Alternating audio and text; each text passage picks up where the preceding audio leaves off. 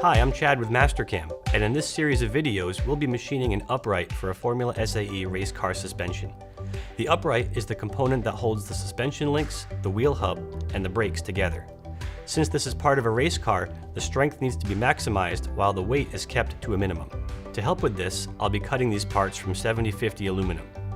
I need to machine a mirror image of this upright since this component is needed on both the left and right side of the car. So I need to take this into consideration when designing any fixturing to hold the part. This assembly was designed in SolidWorks, but I'll be doing all my model manipulation, fixture design, and CAM programming in standalone Mastercam 2020. Because I'll be using a multi-axis machine to cut these components, I should be able to complete the process with a simple stock preparation operation and 2 multi-axis setups.